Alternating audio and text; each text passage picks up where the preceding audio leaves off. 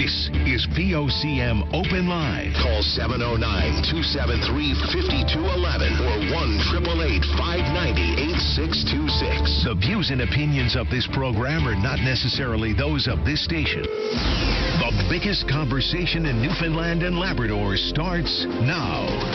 Well, good morning and welcome to Open Line. It is Friday, May the 1st, and we are here for the next 3 hours taking your calls, listening to what you have to say about the important issues of the day or the issues that are important to you.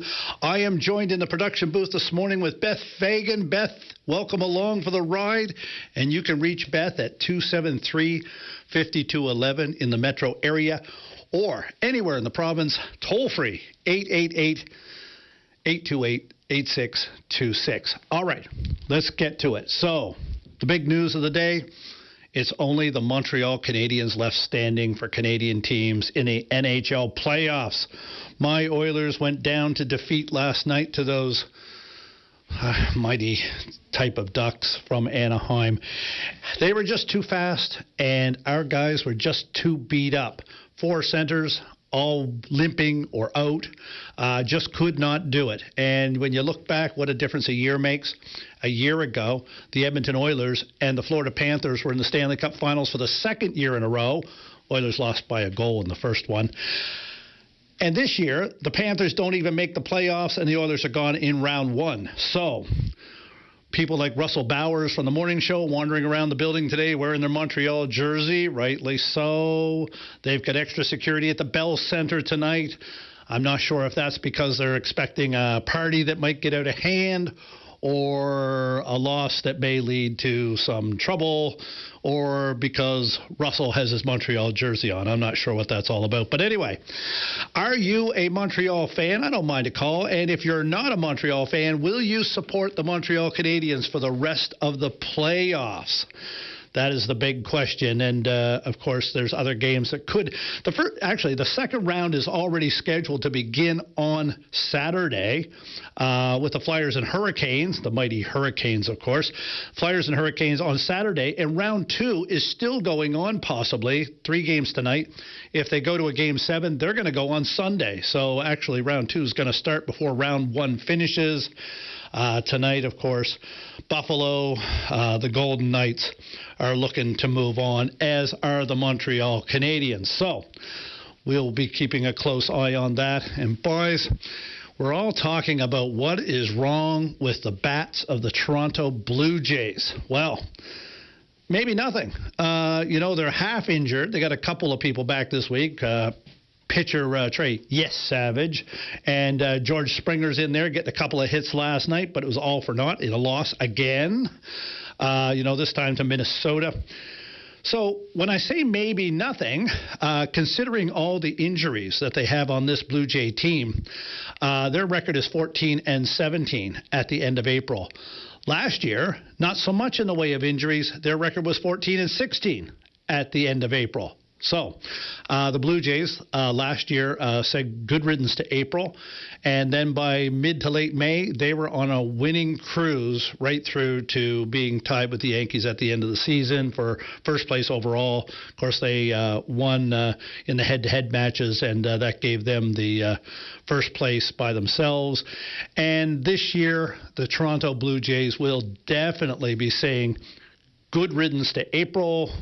Let's bring on May, and let's see if we can get back into the groove of winning. And there's some good signs. Vladimir Guerrero Jr. is leading the league in batting average.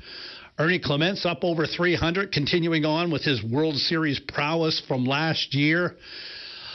The new guy, Okamoto, he's hitting from time to time, impactful, but he doesn't have the average yet. They wanted him to get into the 30 to 40 home run range if they could. I'm not sure he's going to get there. I think he's only 4 or 5 so far. And, of course, there's no one on the Blue Jays with more than 5, and there are league leaders that have more than 10. So they're lagging behind in the long ball, but if they can get the bats going, the pitching seems to be solid, even though there are injuries there. And, of course, it seems like now Barger may be back in the lineup soon. Barrios could be back in the lineup this weekend.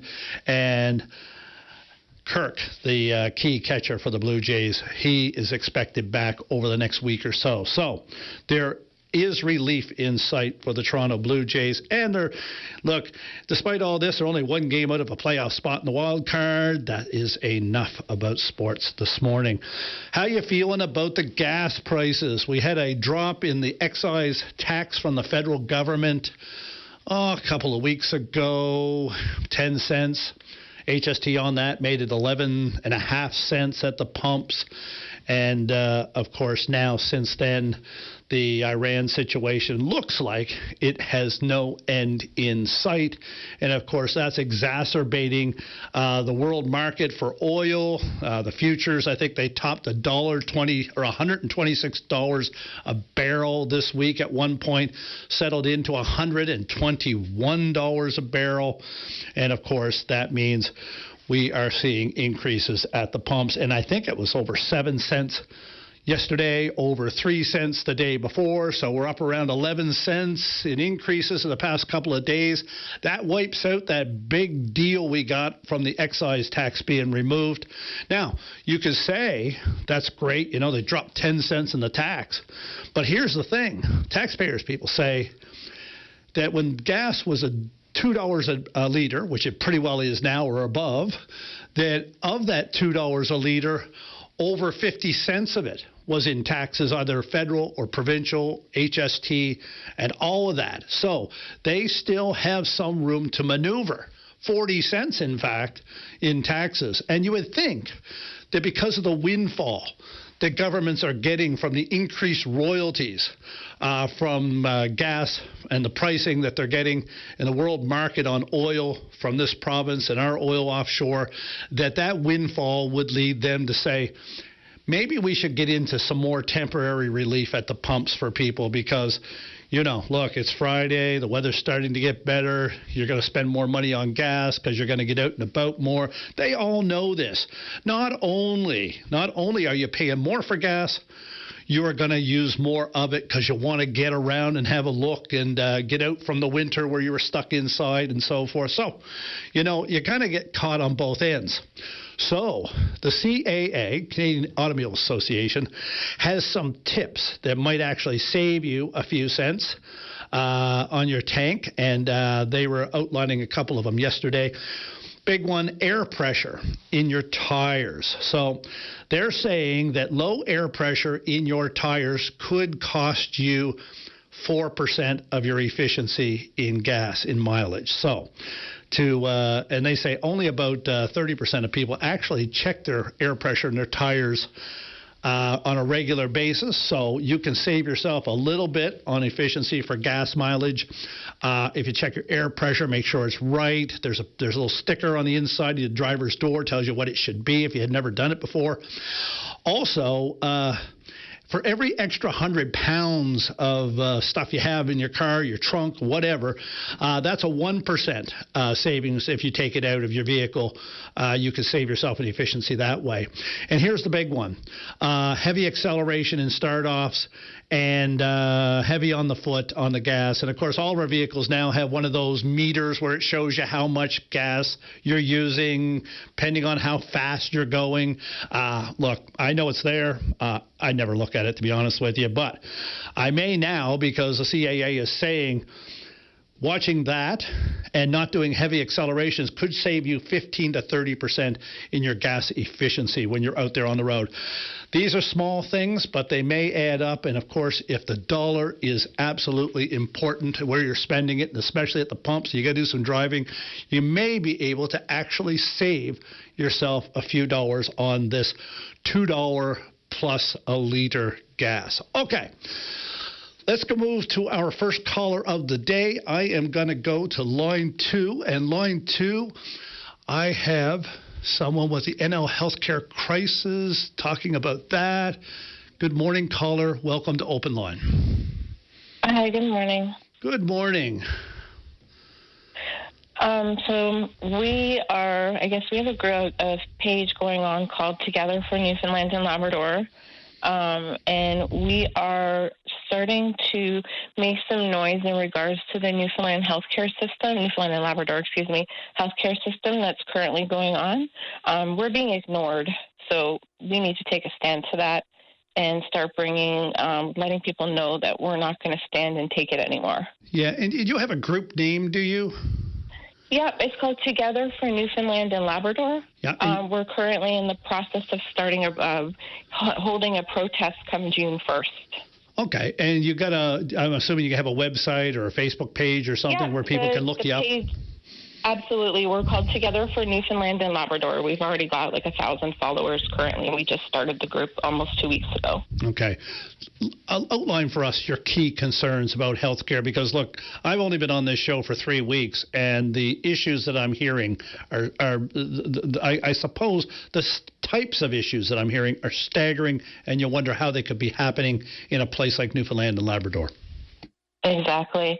And there's just a few stories. There's someone that's basically one of the people that joined this. He's in Gander with his wife, was very, very sick. And he had to wait an hour and a half for an ambulance to come to him. And he was only 15 kilometers away from being able to get to the ambulance. When they got to the ER, they said she's too sick and she has to drive. They had to drive to Health Sciences to get taken care of. That's just one story. Yeah, no, and there's lots of stories out there. What else are you focusing on? What are you focusing on as key issues in this protest that you're working on? Emergency wait times, the delays and the costs of that. Now, we know that the workers the nurses and the doctors are doing everything they can. I think that there's a huge strain on them in terms of that.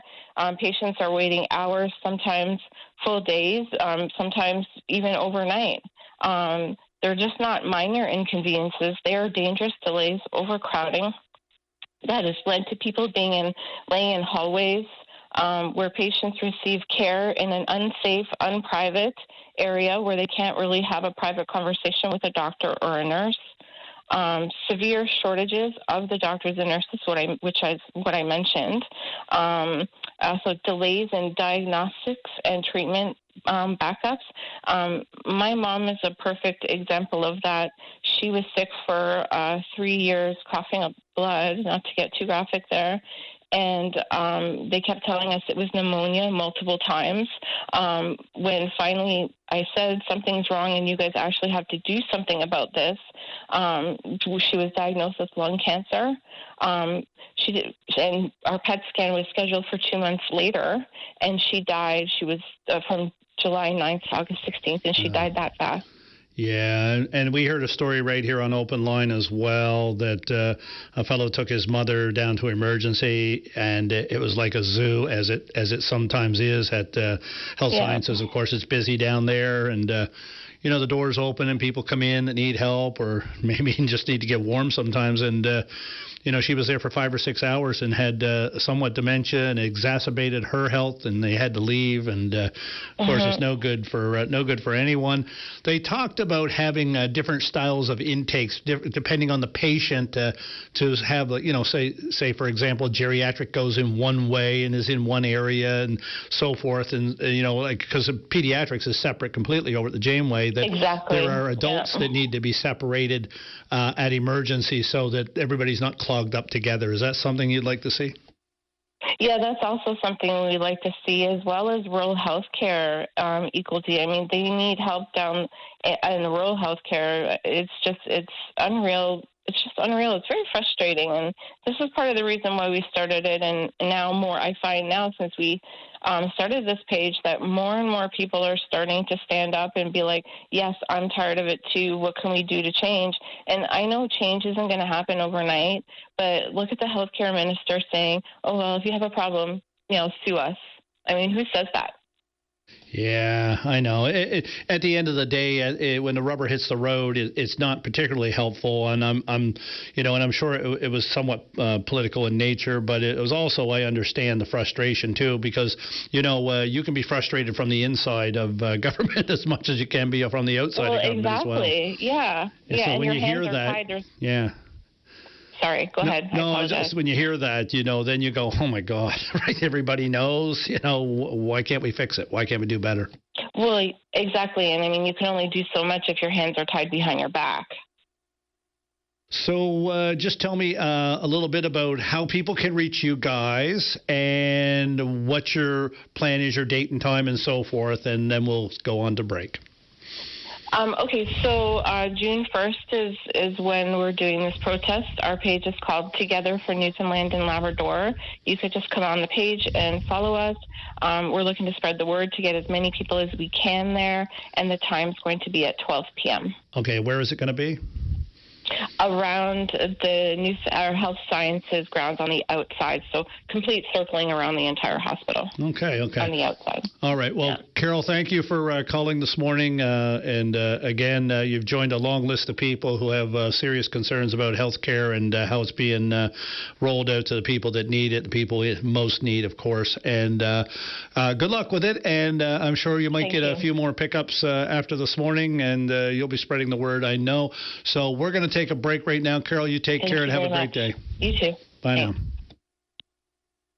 This is Open Line on the VOCM Bigland FM radio network. Welcome back to Open Line. I am your host, Aaron Bent, sitting in today, Friday, and I have Beth Fagan is in the production room, and she'll be your first point of contact. You can give her a call at 273-5211, 888-590-8626. 590-VOCM if you still have letters on the phone you use. Okay, we are going to go to line 1 where we have Randy. Randy, good morning. Welcome to Open Line. Yes, good morning. How are you this morning? Not too bad, boy. The sun seems to be shining in some places anyways.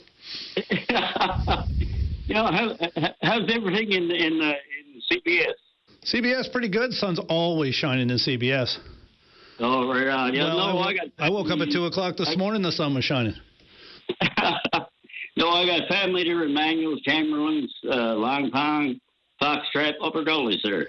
They are blessed, my friend. Blessed. Yes, they are blessed. There's room for you, too. There's room for you, too. I was just listening to Carol, and she was talking about health care. And we got a big problem here on the Bjorn Peninsula with health care. Yeah, there's a problem in lots of places, Randy. Anything in particular you wanted to say about that this morning? No, it's just that. I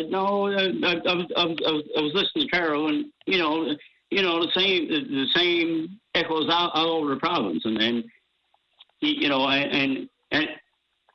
Labrador, right? Yeah, no, you're right. It's and a lot of it exacerbates because of individual issues that not everybody is coming to the healthcare system in the same condition. There are the emergency, the cases. There are the people that have underlying health issues that seem to be waiting, and their problems get exacerbated as well. So, there's all kinds of. There's no easy fix for healthcare, but there should be some fixes for weights and intakes and all that sort of stuff, and access. That's right. Now, on the lighter side, I got a pothole phone for you. What? A pothole phone. Okay. You got to tell me about that, Randy. Okay. Potholes everywhere. As you carefully drive upon them, you have to make a very quick decision which way you have to steer. Potholes everywhere. As you carefully steer around them, you can see them in your rear. Potholes everywhere. If you're unlucky enough to drive into a big one, it's going to cost you dear, big time. Potholes everywhere. Damaged tires, rims, ball joints, tie rod ends, control arms, just to name a few. If you're driving to a deep one, you're going to be in a stew. Potholes everywhere. You're better off staying home, ordering out for beer. Call up the boys and the girls and put on some music. break up the darts or the cards, turn on the game. And when your team scores, let out a great big cheer. Potholes, potholes, potholes, potholes everywhere. Randy, that was incredible because and I say that for a couple of reasons. Number one is you're so inspired by the number of potholes you've seen that you decided to put it to use your artistic side to put it to a poem. There's probably somebody out there listening who's got a guitar up in their lap right now, going, "I think I can put some music to that, and we might have something here." Maybe get a hold of Greg Smith, and he can have you on the Irish Newfoundland show on the weekend. There we what? Well, you never know. or the fellow Penny that does the songs. Yeah. I love to sing Johnny Cash. Eh? Yeah, that's right. That or Tom T. Hall maybe on that one. Look, Randy, I'm assuming then, because you've been so inspired, that potholes are bad in your area. Oh yeah, everywhere. All over the island and in Labrador. Yeah, and I suppose it's Friday. I'm only going to say it's because it's Friday, but, they are an inexpensive traffic calming measure in some respect, I suppose.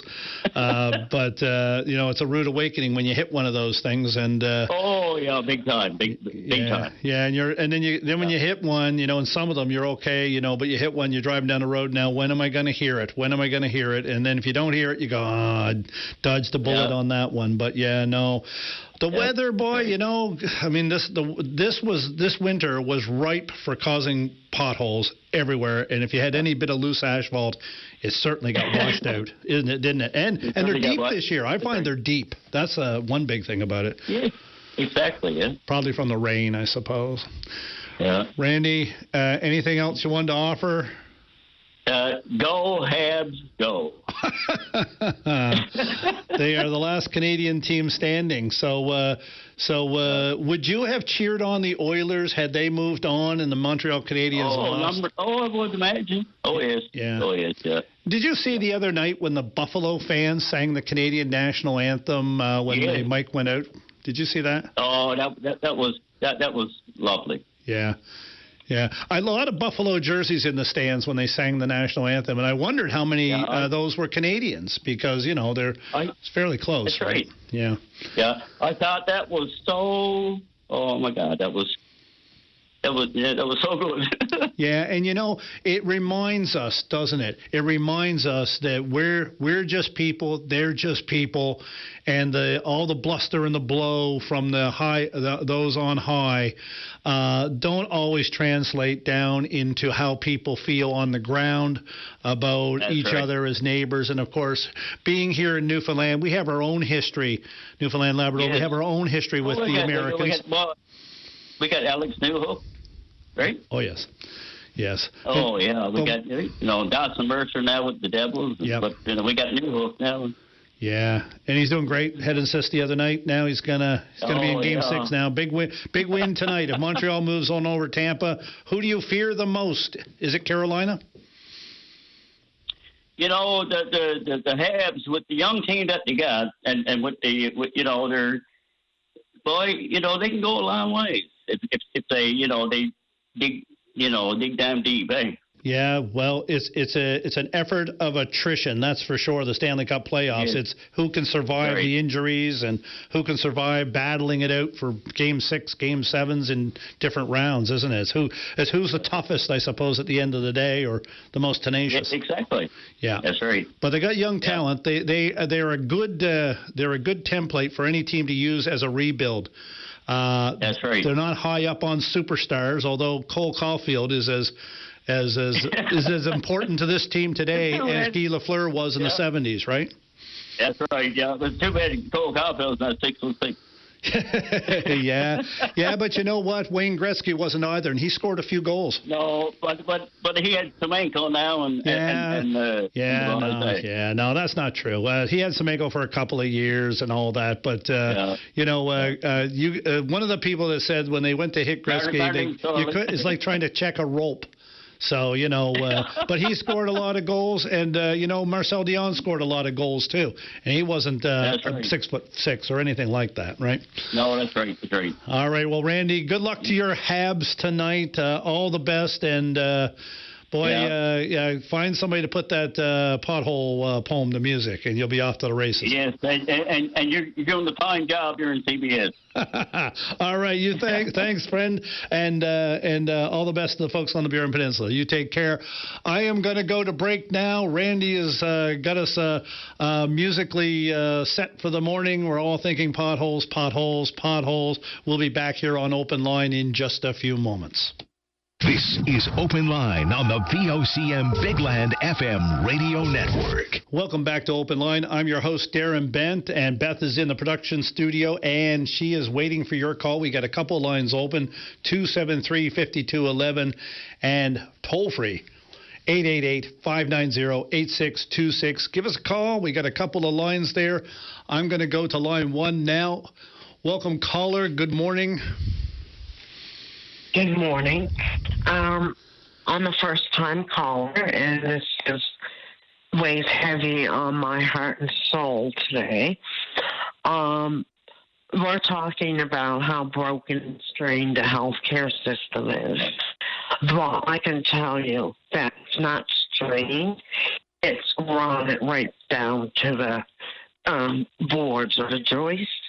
And my family, what I would have to share with my fellow Newfoundland and Labrador people, they will either say she's lying, oh my gosh, because you know what? When something happens, I'm going to give you an example. My mother came to my house for a Labor Day little get-together, which is my parents and my children and whatnot. So my mom came in, and she tripped over one step and landed in the doorway of my dining room. It wasn't aggressive or anything like that. But because Mom suffered from another disease, I called an ambulance. So we went over, and they done an X-ray, and the doctor and nurse came to me and said, your mom, luckily, we got to just pop her arm back in place, but it's a procedure that looks pretty not nice, so we ask you to go out into the waiting area. I was like, yeah, okay. So I went out, and then they tried to do it, pop it in place, and they came out and asked, does your mom have anxiety? And I said, no, not normally, but I guess with, what you're trying to do is causing her, because my mother, she would not get upset with anybody. So I suggested, can't you give her something that would make her allow you to do it? Like, she's never drank or anything like that, so you really got to be careful with the whatever you're giving her. So she said, I'm just a doctor practitioner, which I don't even know what that means.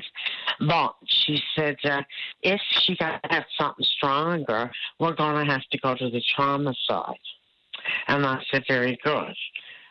She said, but let me put something under her tongue first. Before I got to the door, I heard my mother saying, get your effing hands off me.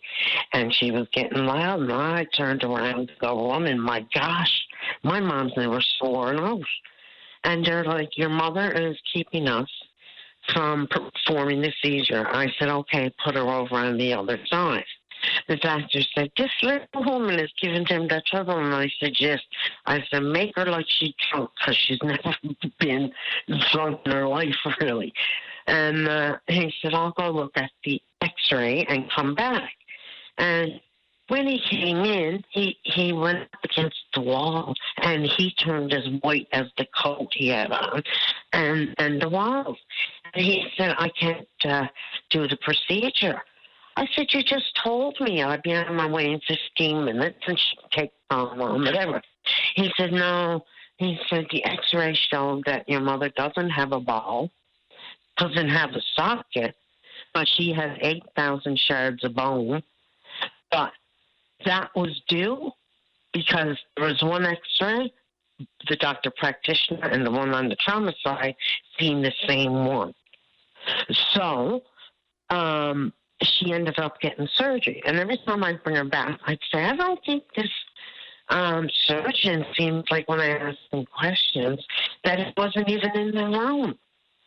And when I went to her family doctor with her, and I told her about how I felt, and she said, that's because he wasn't. She said, someone, else done your mom's procedure.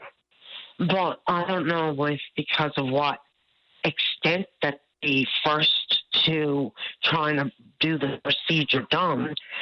But my mother is, 8 years now, and her shoulder is still separated. She never did drive. She had to give up everything. Has she been back and forth since, to get updates or, reviewed again? Well, this is the thing. It traumatized me, and I wanted answers. So there's a department over at the hospital that the government put in, and it's 3 people that's in the department that they allotted for. And I was speaking to a lawyer on the mainland because my story is going to really upset Newfoundlanders, and I hope it does. But right now, my mom doesn't have much time because they released her from the hospital after telling her the spots were pneumonia to yesterday, someone telling her she had stage 4. She's only 70 pounds. Yeah. Now, I don't, how are they doing this stuff? But, yeah, and I was speaking with this. How old's your mom? Just to put a perspective on how old is your mom? My mom is 67. So she's a young woman then, yeah. Absolutely, and that's what she keeps saying. Yeah, right? And she's got stage 4 cancer that they've just identified, even though it must have been there probably before that. Yeah, were diagnosed with cancer. Yeah. But that fall off melanoma twice.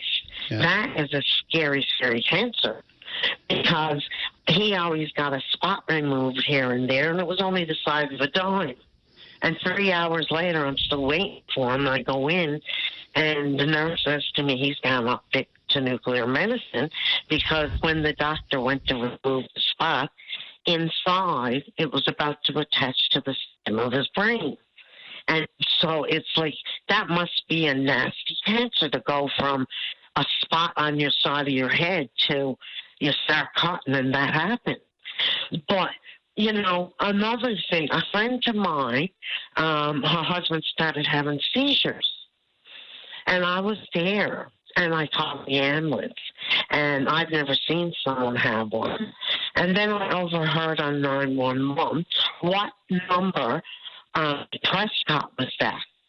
And do you know that they could have threw a snowball and hit the house where her and her husband lived, but they didn't get the information correct and went down to Prescott Street. So that's another thing that a flaw. But these flaws, all you hear about, you're going to put money into this and that. And a child that's born with special needs, MCP puts it under cosmetic, right? And I've had the same way a doctor person say to me, he mightn't, his helmet mightn't fit or his glasses mightn't fit. And I'm like, you know what? You just got enough to deal with. But the thing is, you had to pay for it. Yeah. And I've been getting into the Janeway telethon since I started babysitting. And then the first thing that someone in my family that dearly needs, that's cosmetic surgery. I mean, and I said, listen, that was not nice to say to my daughter because, he's got enough to contend with. So I'm thinking, what is MCP? Who wants it? Yeah. I need surgery on my arm. I went to get a second opinion, ended up with the same doctor. He said, my hands are tied. I said, don't go. I said, well, who's got your hands tied? Yeah. He said, MCP. They'll only do it once in a lifetime, or you got to come back in your 60s. Yes, look, I'm gonna ask you if I could, and I don't mean to interrupt, but I have to wind down here now. We're getting hard upon the break, but what would you like to see? Through all of this and this experience, what would you like to see happen for our healthcare? In Mom's case, I told you that department that was put together by the government for patients to talk about their stay. But I soon learned that I asked her, who is this department set up for? She said, for both the patient and the doctor. And I said, listen, as far as I know, you can't play for two teams. And doctors, I mean, the first thing that sounds difficult. Yeah, that sounds like a difficult scenario for them to act one way or another. Given that, is there anything else that department you think should have a review? Is there anything else you think that would be helpful in the experiences that you've had that would move things along for people in a better way in healthcare? Well, I'm going to tell you, my mental health, I suffer from PTSD. And once people learn about what was done to me, it is truly, truly horrific. And every day I feel guilty because the police chief granted me the investigation and hearing and the suspension of the officer who assaulted me. So he gets fired.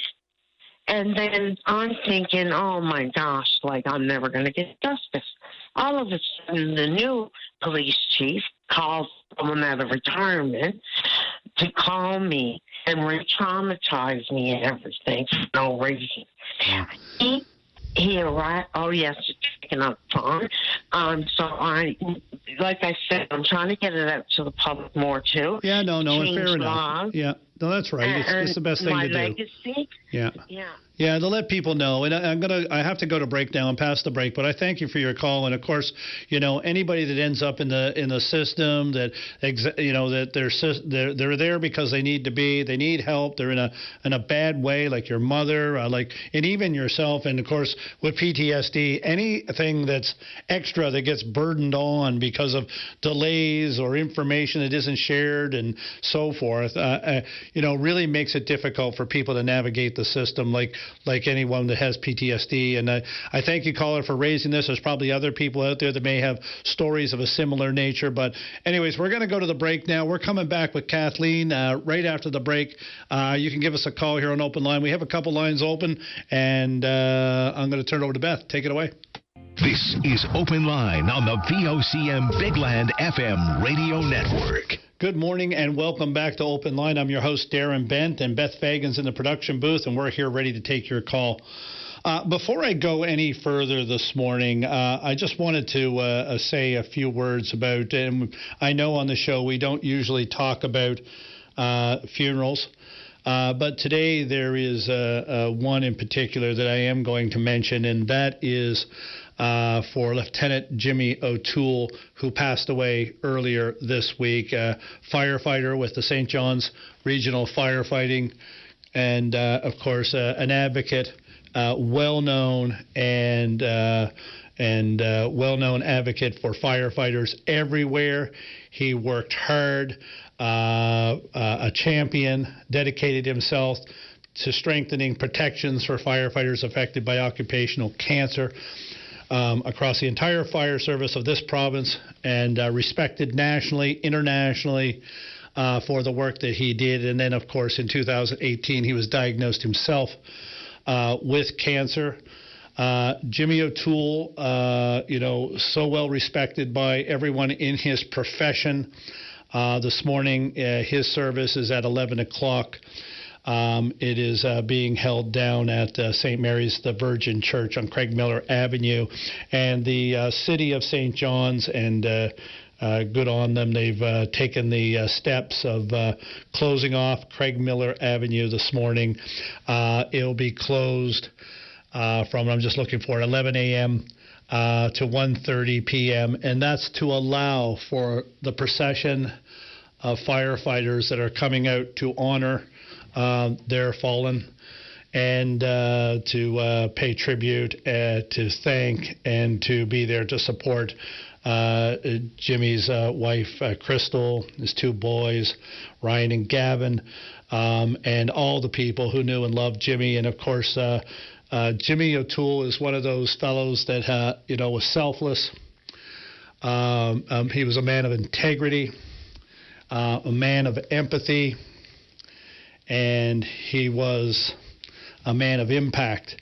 And the impact that he has left on so many people, whether it's in his home community, my community of Conception Bay South, where he was where he lived, where he was a volunteer with the softball and the hockey, the Renegades, all of those communities, to the firefighting community. And I understand that firefighters, and actually I was at the funeral home yesterday, and there's firefighters that have come from across our nation, that have come from the United States.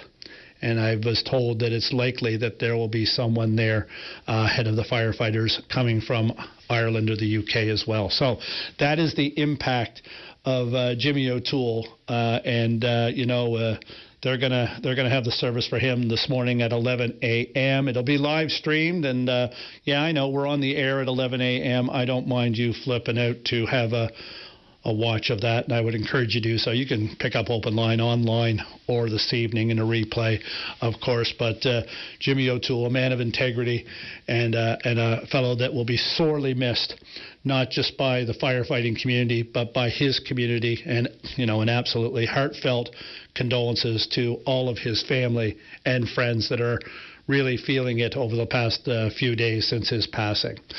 Okay. On that note, I am going to go to line 2, where I have Kathleen. Kathleen, good morning, and welcome to Open Line. Thank you, Darren. Thank you for allowing me a little bit of your time.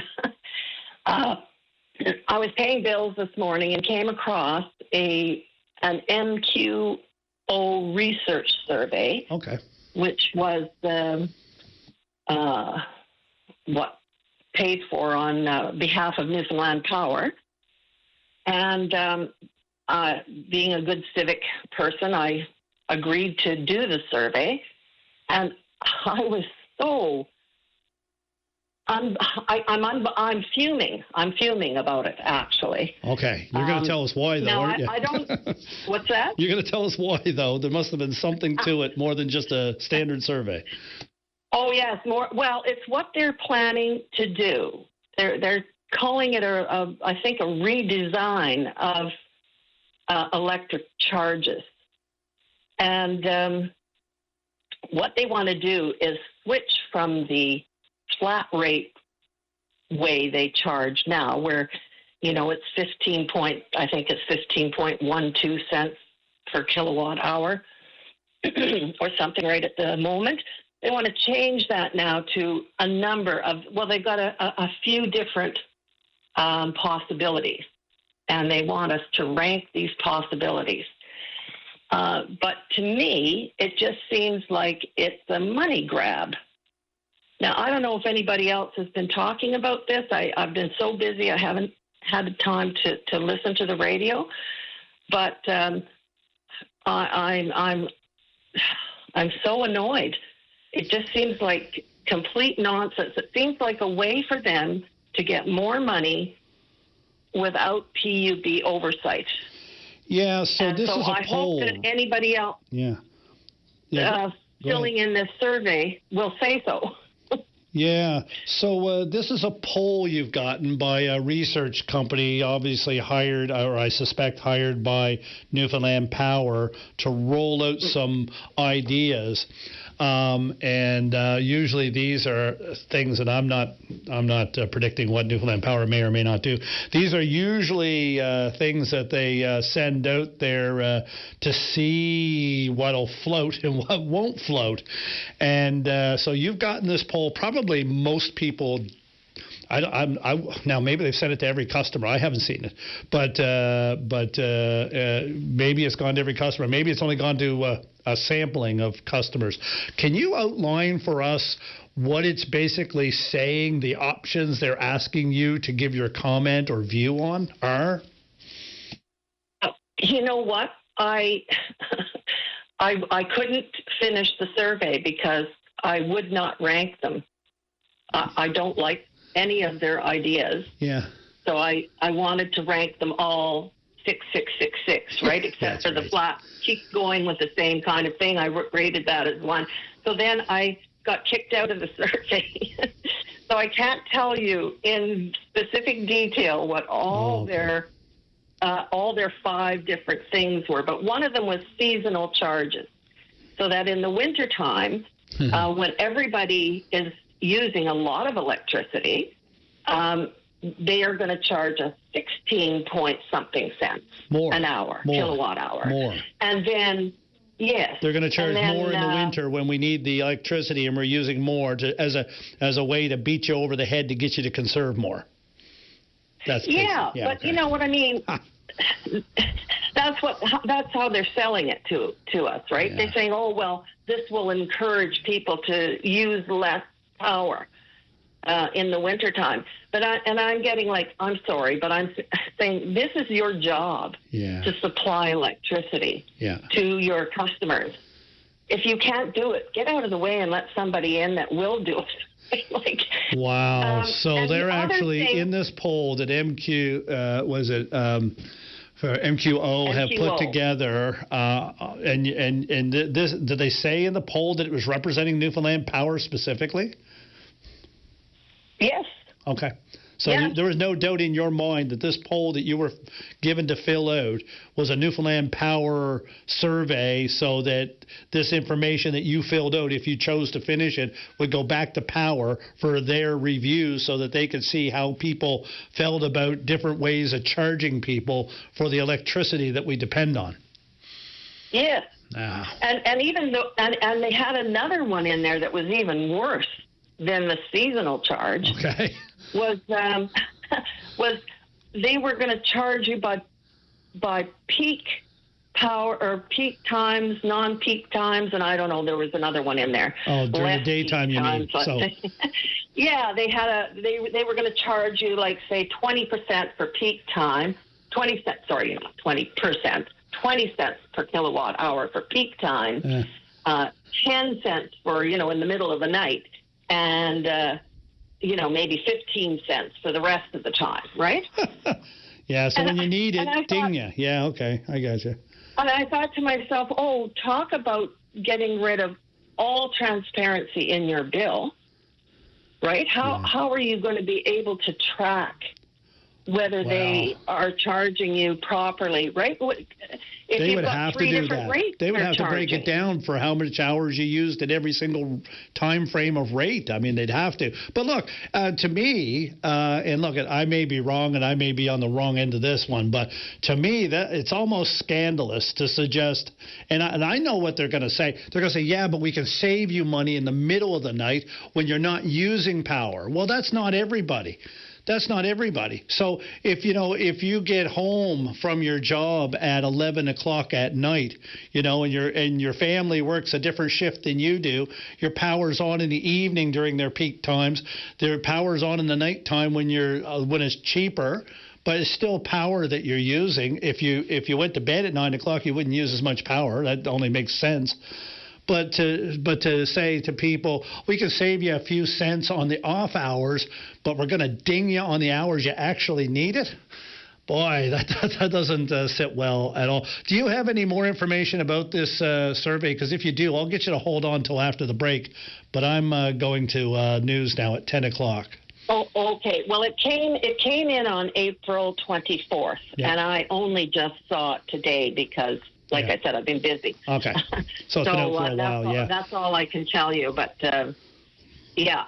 And that was how did it come in? It came under a heading called redesign or designing, something about design of rates. Wow. Newfoundland Power rate. Well, if somebody from Newfoundland Power wants to come on and explain what this is meant to be, how it's supposed to, but on first brush of what you're saying, I suspect that most people won't be very happy about it. Kathleen, I want to thank you for calling in, bringing this to our attention. If more comes to light to you, please feel free to give a call back next week or send it into the open line email. And if anybody else has had this experience or is concerned about something like this, you give us a call here at Open Line. I'll give you the numbers when I get back after the newscast that I'm late for. Thank you. This is Open Line on the VOCM Bigland FM radio network. Welcome back to Open Line. I'm your host, Darren Bent, sitting in this week. And I just want to give a correction on something I said earlier with regards to the funeral today for Jimmy O'Toole. I said it was 11 a.m. It's actually 1 p.m. So 1 p.m. From the church there on Craig Miller Avenue. And the road closure is from 11 a.m. to 1:30 p.m. on Craig Miller Avenue. And the City of St. John's also notes that the gravel parking lot near Bowring Park, near Park Road, will be closed to the public to accommodate parking and a shuttle bus service that is there for first responders to be able to attend.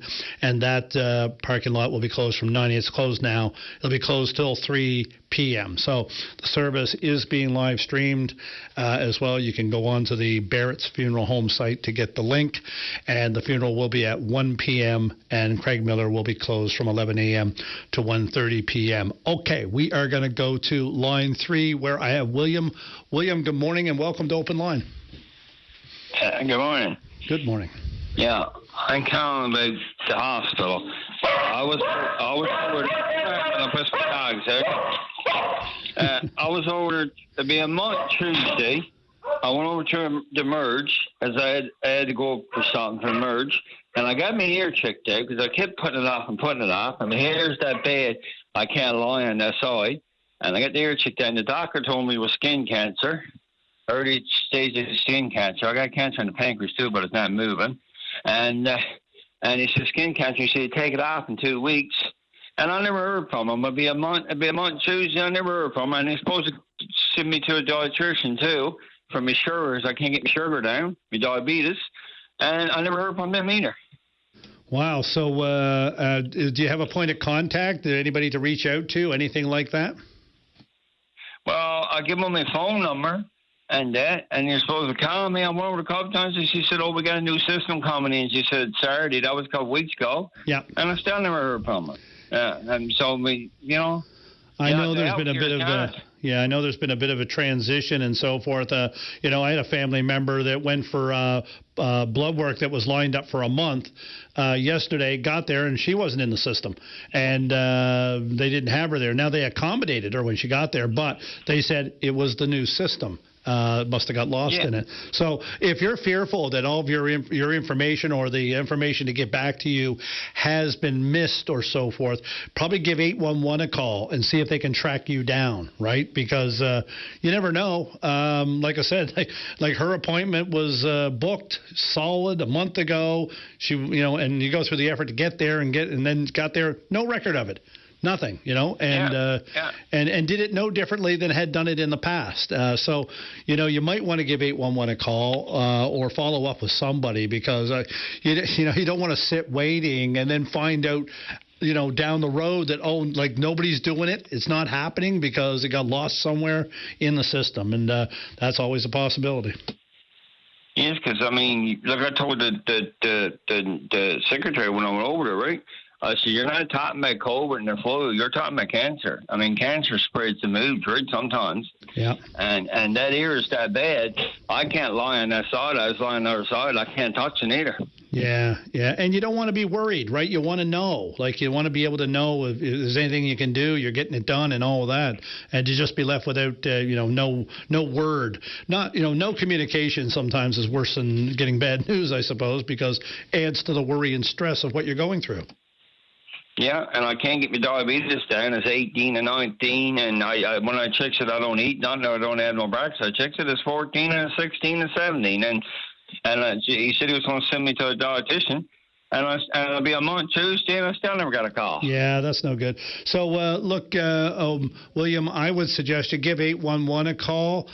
They should be able to direct you in some way, or even put you in touch with somebody. Try to track down your information because, if your levels, your sugar levels are that high, you need to make sure that you're getting the medication you need. You may make sure you're getting the information you need with regards to, what your diet should be, what you're eating, because everybody's diabetes issues are different, and you need specific information about yourself, right? Yeah, yes, the doctor. Now he did give me Foreman pills, but I took one of them and I dropped 3. I almost passed it on the floor, so I got them up on the fridge and I'm not touching them no more. I take the other sugar pills, though. Yeah. No, you do what you got to do, right? So, so look, man, protect yourself. Call 811, or call over to the booking line over to the I'm assuming you're talking about the health sciences. I could be wrong. Yeah, no, Bjorn Hospital. Yeah. Oh, Bjorn Hospital. Okay, there you go. Yeah, so give a call down and try to track it down because you don't want to wait and leave that too long, hey? But they should be calling you. But my fear is that something might have got lost in the system and that there's nobody calling you. That's a possibility, right? That's right. Or they're just trying to catch up from the changes and delay getting back to you. It's one or the other. It's so they may get back to you and go, no, we got you in the system. We're good to go. You just want to know, right? You don't want to be sitting there waiting. Okay. Yeah. All right, William, you take care. Take care of that sugar level. That's a big one, a big warning for all of us, I can tell you. I'm going to go to break now, my friend. You have a great day, and we're going to turn things over to Beth. She'll take us to break, and we'll be right back in a few minutes on Open Line with the former Premier of Nova Scotia, the Honourable Stephen McNeil. This is Open Line on the VOCM Big Land FM radio network. Welcome back to Open Line. I'm your host, Darren Bent. And on line 4, I have the Honourable Stephen McNeil, the former Premier of Nova Scotia, and he's now working as a strategic business advisor. Stephen, welcome to Open Line. Darren, how are you? Not bad, sir. And I told our producer, Beth, that this is an absolute first for Open Line. 2 good boys from Granville, Nova Scotia, talking to each other live in Newfoundland and Labrador. Isn't that something? That is, and I am in Upper Granville. I'm sitting in the old homestead where I grew up, and wow. It was funny. I went by yours the other day. The new owners are doing some work, putting a new building in behind. Not the same without the fruit stand out by the driveway, but as they say, things change, unfortunately. It does my heart good to know that there's actually people farming there still, that they're making use of the land and so forth. My mom passed away 8 years ago this past week, and of course she was the last of us to be there on the property. You're still on your family's property. It's great to hear, and just a beautiful area. If anybody's ever around the Annapolis Valley, Nova Scotia, down through Granville, and everybody says, where's it located? And I say, well, halfway between Digby and Kentville or Acadia. That's what people seem to know. Well, you know what you should tell them? It goes, and I'll get everybody in Newfoundland mad at me, but it's near Annapolis Royal, which is the first permanent European settlement in all of North America. Right. We're only a few that now. I know I'm going to get some people talking about the Vikings before we're finished. Yeah, Cupids, and of course I am situated in the oldest incorporated city in North America, and even that's up for debate, but it's St. John's. But Stephen, you're coming back to the province. I know you've been here before as Premier and in other capacities over the years, and you, along with Scott McCain, and McCain is a name we all know because anybody that opens up their freezer got the name McCain on a bag of French fries or something in their freezer, are coming for the Mount Pearl Paradise Chamber of Commerce. They're holding a workforce growth and community breakfast on Monday morning. Stephen, we've just had a budget come down in this province, and I know you're familiar with what happens when you have to bring down tough budgets and good budgets and so forth. But one of the things you're going to be talking about is workforce readiness. And, of course, that is something that pretty well plagues the entire nation. Here in the Atlantic Canada, Newfoundland and Labrador, it is certainly a real challenge, isn't it?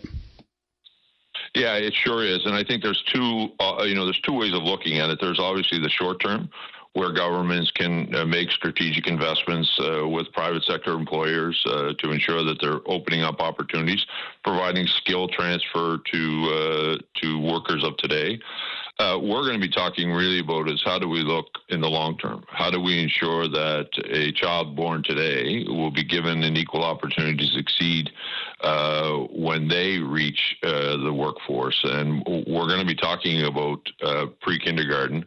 In Nova Scotia, as you would know, we call it pre-primary. So every 4-year-old in Nova Scotia today goes to public education system, as we're going to try to be encouraging the community and the business community to add their voice to why we think it's important.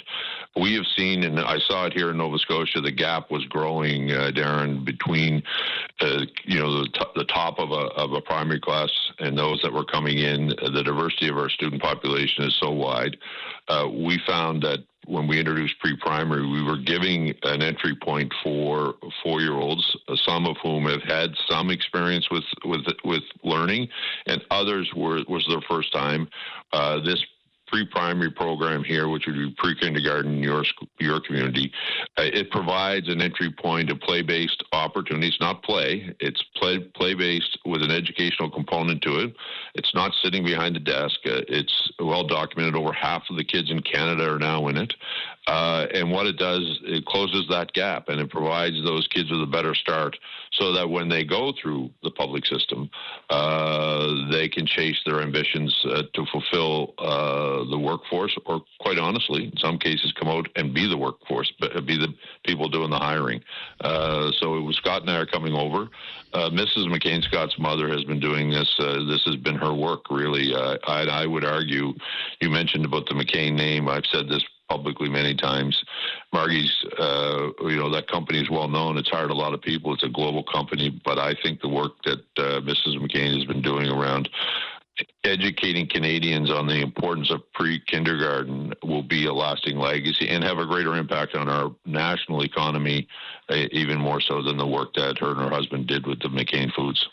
Stephen, what were the biggest points of challenge bringing it in Nova Scotia just to get it going and flowing and having the people in place and the system ready to accept the young people?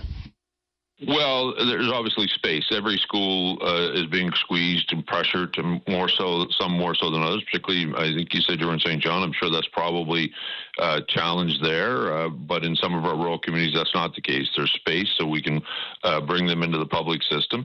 There's always the issue of adding more onto the public system that people worry about. We were very clear when we brought it in. This would be new money directly focused on early childhood education, and we fully funded it. The program is taught by early childhood educators. We knew that was important. It's their training. We made a few mistakes, Darren, when we brought it in. One of them was we didn't put it under the principal. It's important that, in my view, that this program becomes an addition to our public education system where the principal of a particular school has leadership. If there isn't room in a school, what we did here is we put portables on that space. And it works today. The new portables are not like the ones that would have been around in your day. These are self-sustained classrooms that are well built, well put together, and safe, and provide a great environment if they're needed. Ideally, you want them in the building itself, but you put them under that leadership, and what happens is it's a great transition for parents. Parents find it's the school community that their kids will be going to. It's an earlier edition. It saves them, quite frankly, childcare for a year if they can find childcare.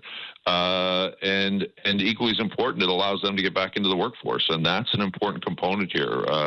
In our case, predominantly it was moms staying home, putting their careers on hold until their children started school. With the addition of pre-primary, people are back into the workforce quicker.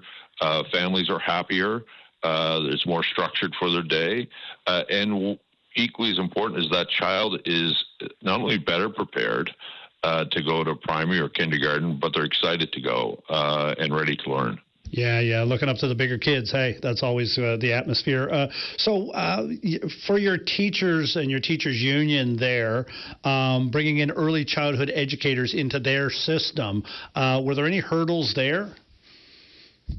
I mean, there weren't any that we saw on the front end. Like I said, we didn't add it to the school system. We put it in the school community. We didn't put it in the leadership of the principal.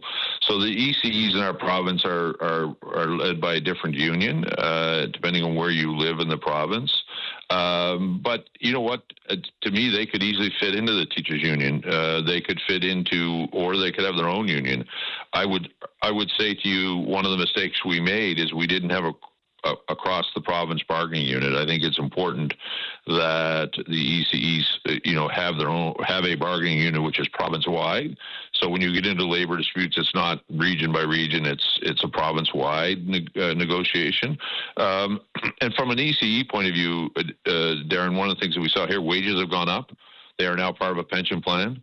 That happened under the current government, the new government. They made some changes to it, and one of them was they enhanced the benefits for early childhood educators in the system, and they also moved it in under the provincial leadership of the principals.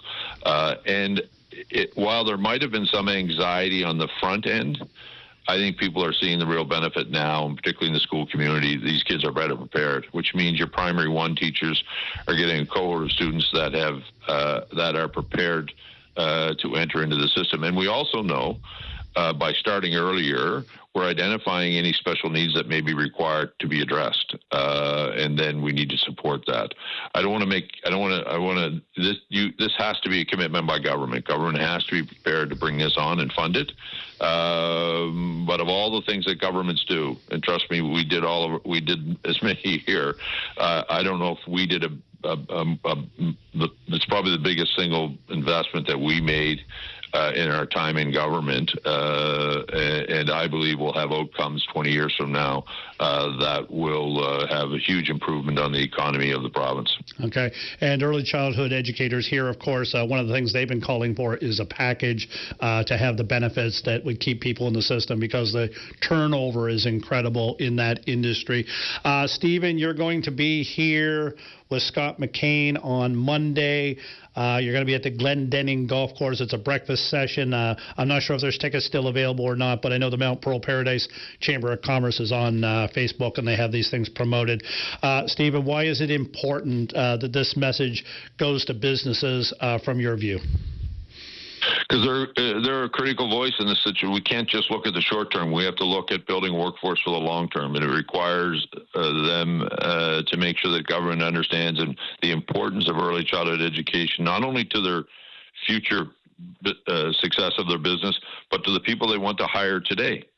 We want to get more people back into the workforce, and we need to be able to ensure that we provide a system that provides a safe learning environment for their children, and it's critical that private sector puts their voice out there. I would say this to the private sector people listening: it's very rare to someone come and ask for your voice and not your money. We're not asking for any money. We're asking for you to add your voice where this is important for families of Newfoundland and Labrador. And for your workforce today, and building towards your workforce of tomorrow. It's critical, Darren. And you mentioned earlier you just mentioned a few minutes ago, the package that early childhood educators are talking, and the difficult job it is. We found here, once the benefits started coming in place, there were people who were actually trained as early childhood educators who were doing other things in the economy because they couldn't afford to stay in their chosen profession. Yeah. They're coming back in. They're excited. And they have a passion. Listen, you're a special person who wants to be an early childhood educator. You care for kids. You want to make sure they get a great start. We shouldn't be forcing them to make that choice to have to go do something else simply because they want to provide for their own family. The benefits need to increase. They are increasing in our province. I'm sure there's room to go. There always is when you're in negotiations. But the result is families are happier, and kids are more prepared to start the public education system, and ready, in my view, will come out of the system with the skills required to help us grow the economy. Okay, that's a very interesting topic. It's one that the governments have to hear and look into and consider. You say a lot of places across the country already have it. Stephen McNeil, thank you very much for coming on this morning. Best of luck and enjoy your time here in Newfoundland and Labrador when you get here. And I just want to say to you, last summer when we had wildfires and we're pleading with people not to go out and light a fire in your backyard, I channeled your passion from COVID. I didn't say stay the blazes home, but it was pretty close to that, I guarantee you. So you take care, and maybe we'll get to see you next week. Yeah, I hope so, Darren. So it's great to hear your voice, and hopefully I'll get a chance to connect in. Thank you again for giving me a chance to say a few words. Talk to you soon. Thank you. Honourable Steve McNeil, former Premier of Nova Scotia. We're going to break. We'll be back in just a moment with Craig Delaney, the Mayor of Adams Cove. This is Open Line on the VOCM Big Land FM radio network. Welcome back to Open Line, and on line 3 I have Curtis Delaney, Mayor of Adams Cove. And Curtis, this time of year, I guess, has got everyone thinking up there about the devastation that your community and the North Shore faced last year during the worst wildfire season the province has probably ever seen. Curtis, thank you very much for coming on Open Line. Just tell us a little bit about what you've got planned. Sure. Thanks, Darren. Yes, I mean, this time of the year now, as we approach, actually this being the first day now of fire season, people's minds are on what happened last year, and hopeful, fingers crossed, we don't have a repeat of what we experienced here. So as we near the anniversary of the Adams Cove fire, which was the first major fire of the season last year, we wanted to mark the occasion by bringing people together, not only in remembrance, but to give them the opportunity to reflect on the experiences of last year and to recognize, the strength and the resilience of people on the shore in being able to move forward and move past, the tragic summer that we had last year into another year, and hopefully be able to make this one much better than what we had last year. Yeah, and, I note on your town site you've got fire season preparedness.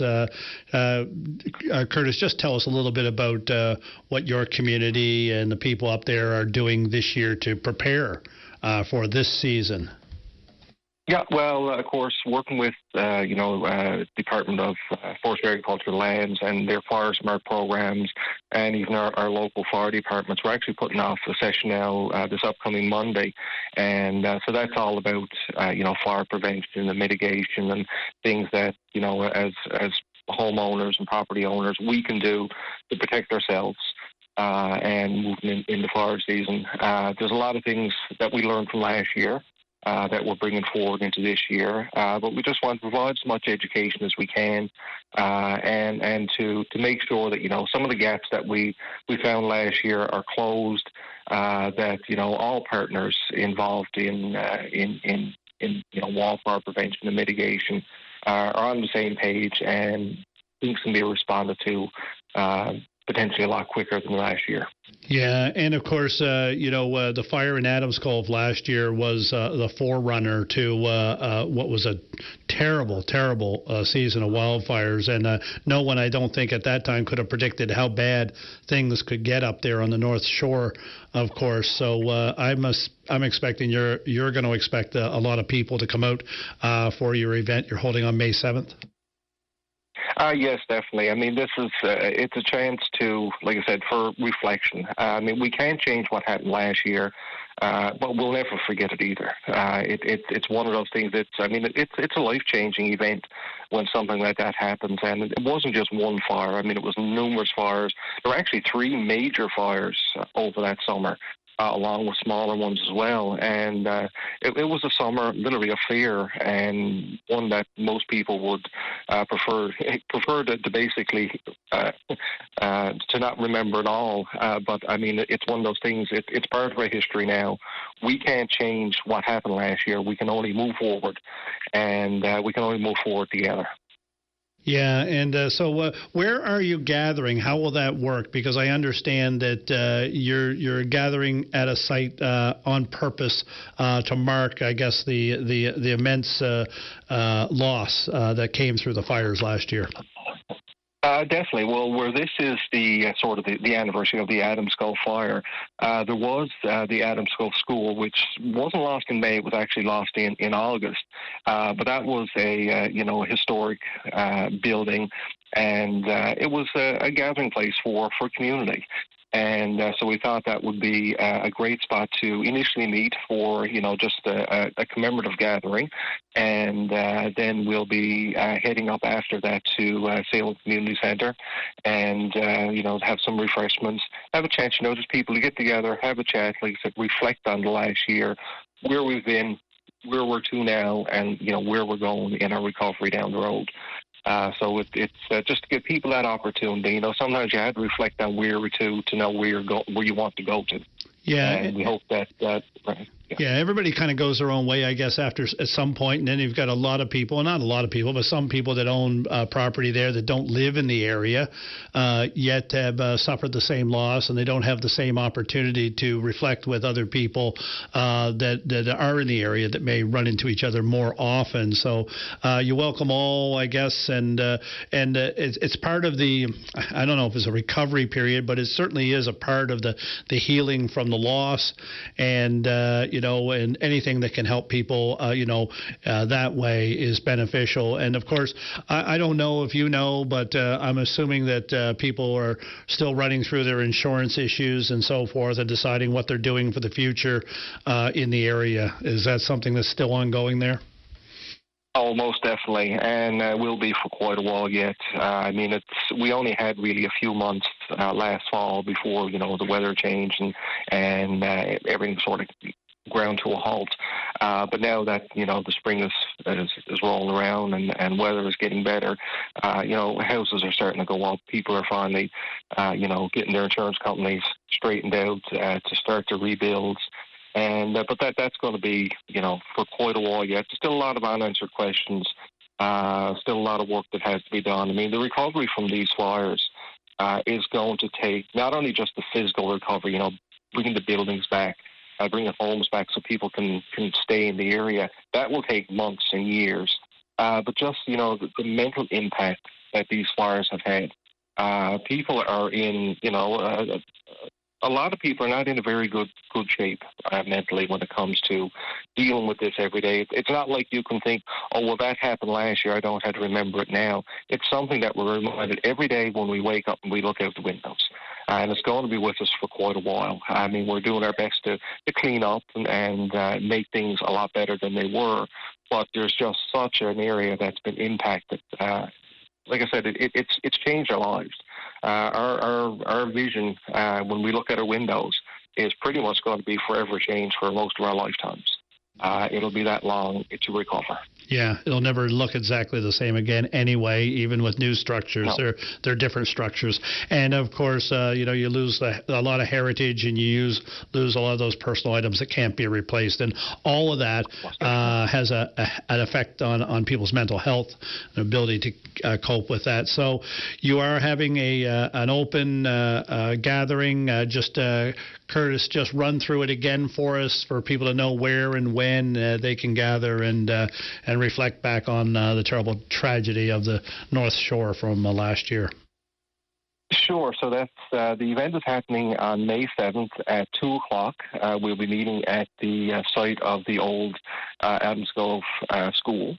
And that's weather permitting. If the weather doesn't cooperate, at 2 o'clock we'll be meeting at Salem Community Centre. And we'll do our commemorative gathering up there. But hopefully everything will work out. The weather will cooperate. We'll meet at 2 o'clock at Adams Gulf School. And once we're finished there, we'll head up to Salem Community Centre. Like I said, for some refreshments, chance to have a chat. I'm sure a few remarks as well. And except hopefully we'll have a nice evening and a nice outlook on the future. Yeah, absolutely. Yeah. Curtis Delaney, Mayor of Adams. Cole, thank you very much for sharing the information about that and your thoughts about all that's happened. All the best up there. It's a beautiful area, and it'll be great to see that recovery, the renewedness of the area going forward into the next number of decades, and all the best during this fire season. I know that you're everybody is heightened and tuned to it, but you take care. All the best. Okay, great. Thank you so much. And yes, we definitely look forward to what the next few years will bring, and the recovery that will happen over that period of time. Okay, thank you very much. We're going to go to break now. We'll be back in just a few moments with Barry on Open Line. This is Open Line on the VOCM Bigland FM radio network. Welcome back to Open Line. I'm your host, Darren Bent, and I have Beth sitting in the production studio, and she's waiting for your call. We've got a couple people on the line. Man, I can't believe we got the last hour on a Friday ahead of us. Where does the time go? Sometimes I feel like I'm on a high-speed train rushing to the end of my days. Time goes so quickly. Sonia is on line too. Welcome to Open Line, Sonia. What's on your mind this morning? Hi, good morning, Darren. Oh, Thank you so much for taking my call. Apologize for leaving you on hold for so long this morning. I very appreciate you coming back on the line. Yeah, no worries at all. I wanted to talk to you about Home Again Furniture Bank, an important charity, of course, in our community, doing lots of great work. I don't know if you're familiar with Home Again, but we deliver furniture to people who are living without on the Northeast Avalon at no cost to families and individuals. Wow. So tell me a little bit about your operation, where you get the furniture, how does it get out, how do people avail of it? Well, we work with 39 partner agencies, and they refer their clients to receive furniture. So agencies like Stella Circle and Choices for Youth and Single Parent Association. Thank you to the generosity of the community for donating so much furniture to us. We receive things like couch sets and dining tables that are donated. We also do receive some donated beds, but we also purchase some beds as well. Last year, of course, we gave out 594 beds through the Northeast Avalon to people who didn't have a bed. They were sleeping on the floor. That's incredible. And, it is incredible. And some of those people were children, and some were seniors. There was a gentleman just a month ago. He had a bed, and he was so thankful because he came in from rural Newfoundland for cancer treatments. He rented an apartment, but he didn't have the funds to furnish it. Yeah. So thanks to one of our agencies, they called us up and referred him, and we were able to provide a bed and a couch and a recliner and a table and chairs. So after his cancer treatments, he could go home and rest. So those are the types of people that we provide furniture to. It's all walks of life. Because the burden is so great, though, too, Sonia. I mean, you talk about a person that is going through probably a traumatic life experience with their health, and then have to go through the process of renting a place, and then the burden and financial burden of trying to get furniture for it. And there's an organization like yours out there that are helping in this way. It is an amazing, amazing story. It's incredible, and it brings home the need, doesn't it? A bed. Of all things you need, right? A bed. Absolutely. Yeah. And Darren, on May 22nd, we're having our biggest fundraiser of the year, and it's called Heads Without Beds. And during that time, we'll be raising money to support the purchase of beds and other and deliveries to our families. So we serve from Holyrood to Pooch Cove. So it's that whole Northeast Avalon. And I know that we've delivered furniture out to CBS as well. And you would well know that area. As well, Heads Without Beds, people can register to participate in the event, but they can also make a donation. And every $300 that we raise will purchase a bed. And we're hoping to raise money to purchase 100 beds this time.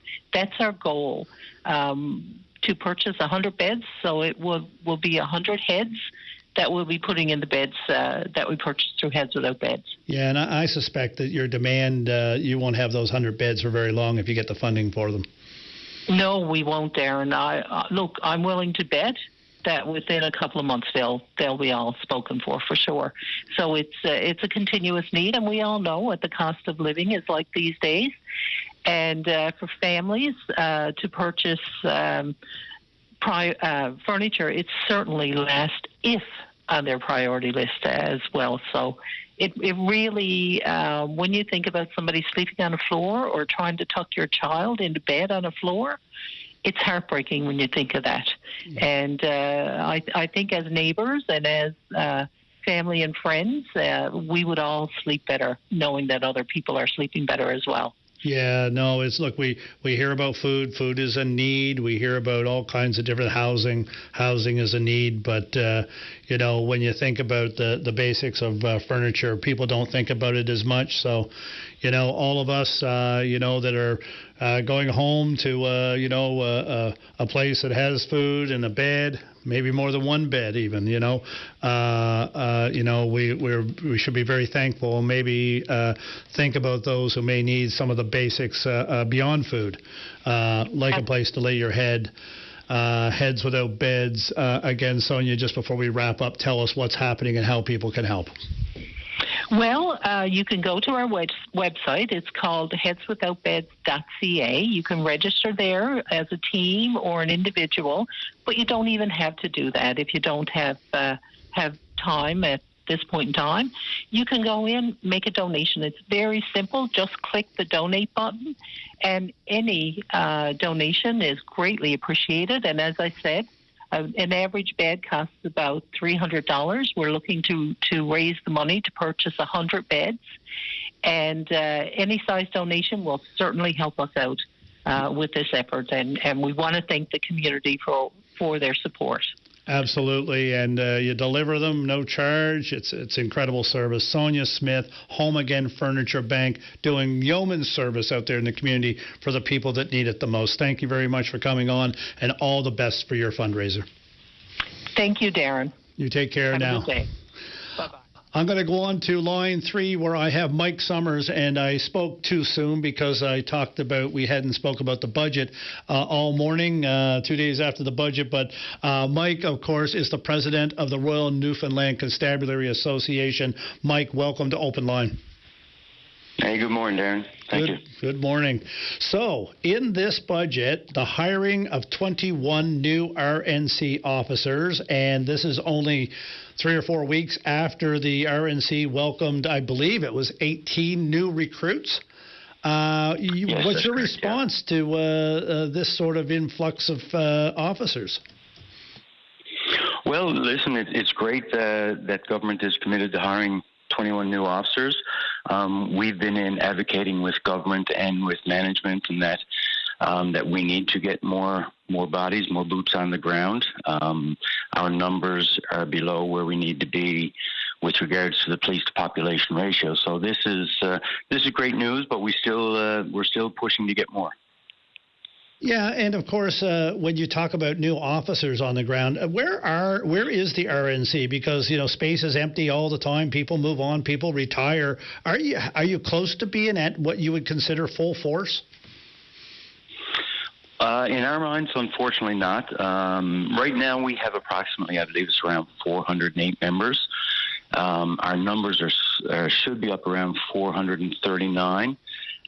We do have 20 that are away up at Holland College, up at the police academy there right now. So that will add 20 more. So that will bring us up around 428. But we should be up around, we're supposed to have around 439, I do believe. So these 21 new ones that government is committed to will bring us up around 460. But when you look at the police to population ratio, we should be up around 470, 480. And the unfortunate thing with the police to population ratio, though, Darren, also is that that is at an all-time low. That's at its lowest that it's been since the 1970s. Wow, yeah, that's a long time ago, and you think of the difference in what you have to contend with today. The force did in the 1970s is incredible. Mike, I am up against a break. Can I get you to hold on the line, and we'll continue this when we come back? Yeah, sure. All right, appreciate that. Okay, we got Mike Summers with the RNCA on the line. We'll be back with him in just a few moments. This is Open Line on the VOCM Big Land FM radio network. Welcome back to Open Line. I'm your host, Darren Bent, and on the line with me is Mike Summers, president of the Royal Newfoundland Constabulary Association. Mike, you were talking about trying to get the force back to the numbers that are necessary given the job that you have to do. And there are all kinds of issues for officers when you're understaffed, aren't there? Oh yes, no, there certainly are. Obviously, I guess one of them is working overtime. Our officers are certainly not a stranger to overtime, be it extension of shifts and that sort of type thing. But when we don't have enough bodies on the road, obviously we need to put those boots on the road, and that comes at a cost of having officers come back and work overtime. And then during the summer months and everything, with annual leave taken into account, putting officers on call to fill any vacant spots. So there are a lot of issues there, yeah.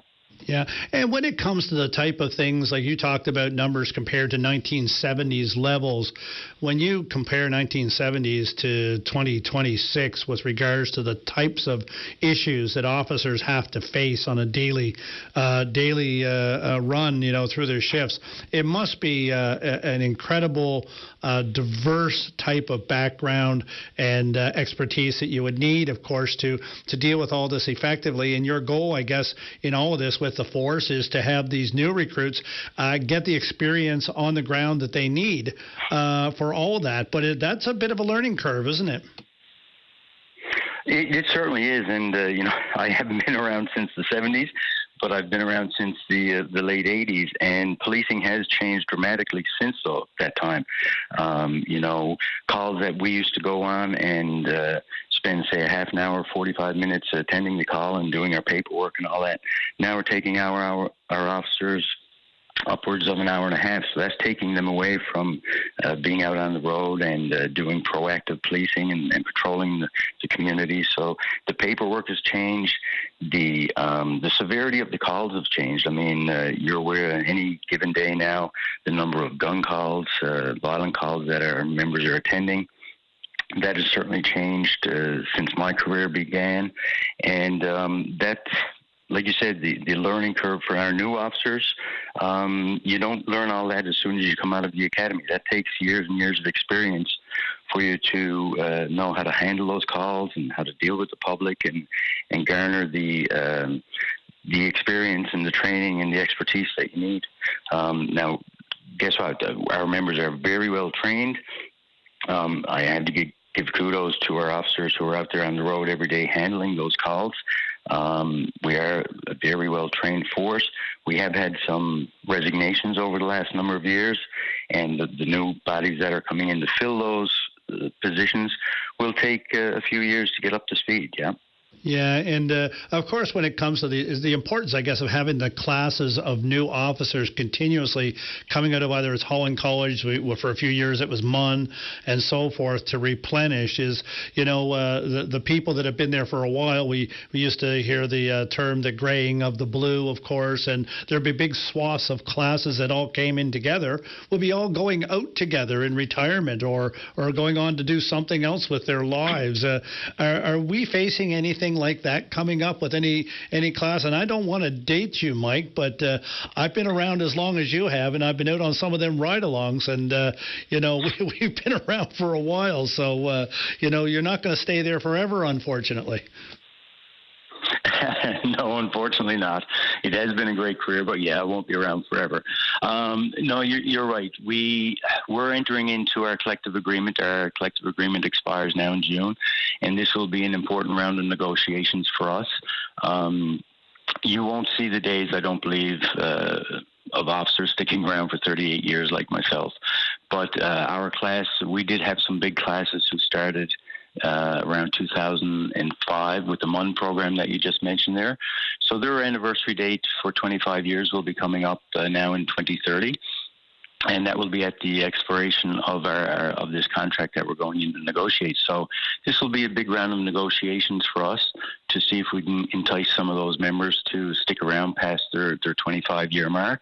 So we're looking forward to getting in and negotiating and hopefully getting a good contract, not only to keep those members around who've got the 25 years in, but to keep the members around that we've been seeing who've left over the last few years, with 12, 13, 15 years in. We want to be able to provide them with a contract that's going to keep those members. Yeah, and of course, the public loves to see more police cars out there, more officers going around. Of course, with every set of new police officers you have, you got to get new vehicles. There's other costs and so forth with that.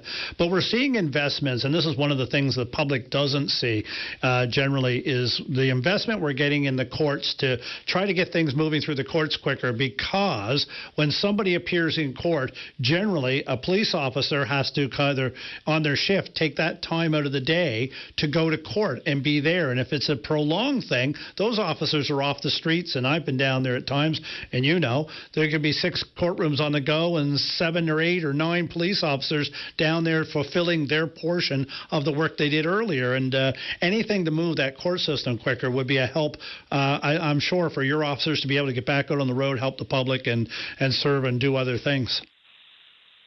No, for sure, you're right. If the officer happens to be working one of their day shifts, that does take them off the road, and you're quite right that the court system can get a bit delayed and tangly down there, so you could have officers off the road for quite a period of time.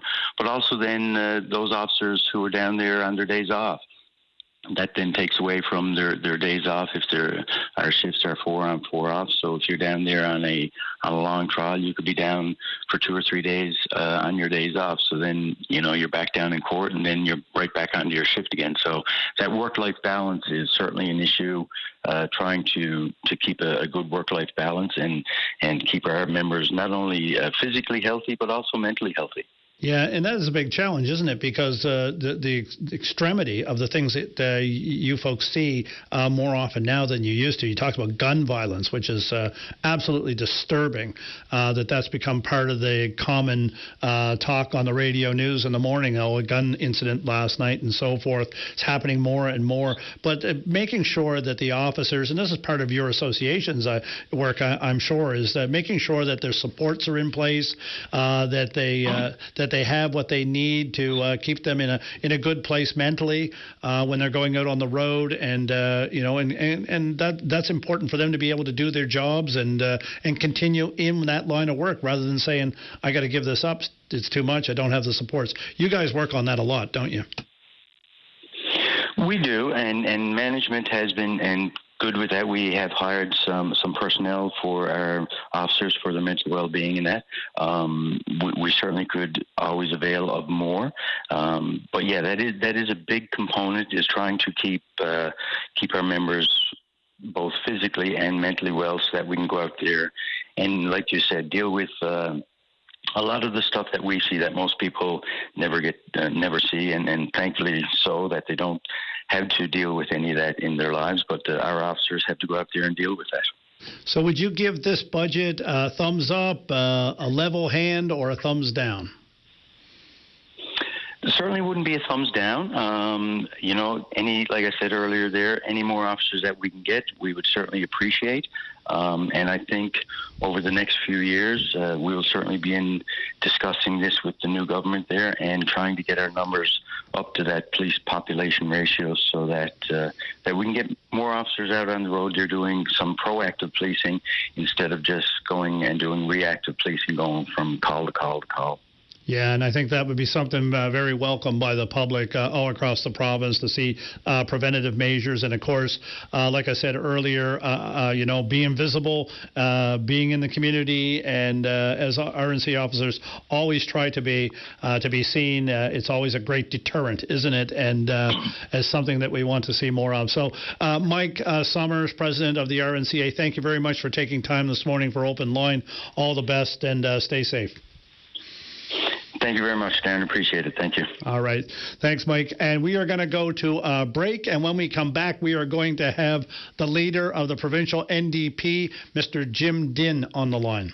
This is Open Line on the VOCM Bigland FM radio network. Welcome back to Open Line. I'm your host, Darren Bent, and we are in the final half hour of today's program, the final half hour of the week. And on this date in history, in 1961, Fidel Castro declared that there would be no more elections in Cuba.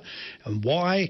Because the revolution has no time for elections. And I have a fellow on line one right now that would probably argue that to the end of the earth. The leader of the MHA for the province, Mr. Jim Dinn. Welcome to Open Line, Jim. Hello, Darren. Thank you for having me on. I bet you and I would argue we always need elections. Absolutely. Well, here's another one. I'm going to give you one more, Jim, before we get into it. Yeah. On this date in history, in 1939, Batman first appeared in a detective comic, and some people would say the finances of the province, even Batman couldn't save it. I don't know. Certainly not the Batman that I looked at that was on TV at when I was growing up. It was sort of like the campy style Batman. Wasn't that great? Not the one we're used to. Yeah, funny. It's funny to go back and look now. You wonder how it ever got made. I don't think it will be made today, although I got to say seeing Bam, Pow, and everything else in rather comic type writing was it was novel to a very young person. No, absolutely, and I was very young, and it's just funny. I don't even remember when I looked at it on something YouTube or something. I went, I don't even remember it being like this. This is much more. I didn't either. No, anyways, but Jim, you didn't call to talk about Batman or Fidel Castro, did you? No, I was going to budget. I listened to a bit of your conversation with your last with Mike Summers, and you wondered, you asked for a grade on the budget, and I'm looking forward. I was expecting more. It's disappointing in many ways, but I want to pick up on something that Mike Summers made, because we look at the whole issue around crime and public safety, and we hear that quite a bit. One of the things that caught my attention, he talked about proactive policing, and it's interesting to me because I don't know how many years, 3-4 years ago, whatever, I had met with the chief of police at that time, because in a neighborhood in my district there was an abundance of I guess a lot of crime. People weren't feeling safe, and one of the things I suggested was, again, like community policing, being proactive, and which as opposed to a response where police are called in to respond to a crisis that could have been prevented. But all I can say is that there was a lack of enthusiasm for the approach. But I guess. And maybe that leads me into when I look at the budget, and I listened to your conversation again with Mike Summers, and when it comes to, more police means, of course, courts, judges, lawyers. You got to have a place to incarcerate people once if they're convicted, and then I guess you got to look at the transitioning back into society and the supports are in place. So you can put all that money into it, but you've still got to really tackle the root of the problem. And I've been thinking about this for a while, talking to people.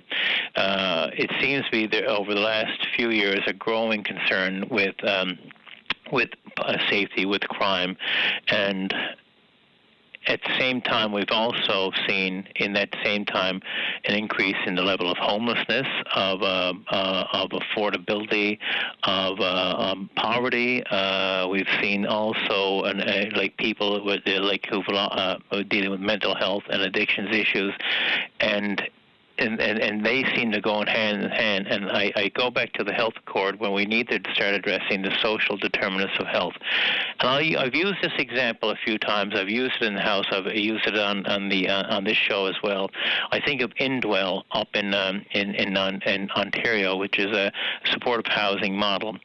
But when they moved into the city of St. Thomas, which had a significant crime or panhandling, you name it, everything else. But when they moved in, the rates of crime dropped to a level so that the police actually had to reassign their resources elsewhere. And there's a very clear partnership in terms of dealing with the people of the underlying causes. So that's the first piece here.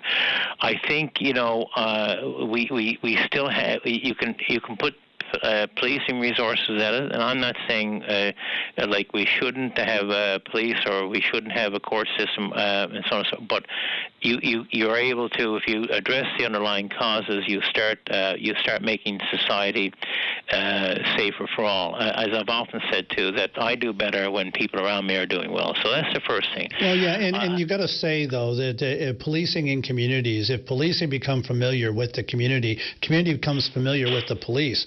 And I mean on an individual basis, that creates ownership on both sides, and therefore it becomes preventative, doesn't it? And I think it's also about trust, building trust. I think that's the key thing, as that goes along with. That was my argument for community policing. It's about developing that trust, that relationship, so that the police aren't necessarily someone that swoops in with guns drawn and so on and so forth.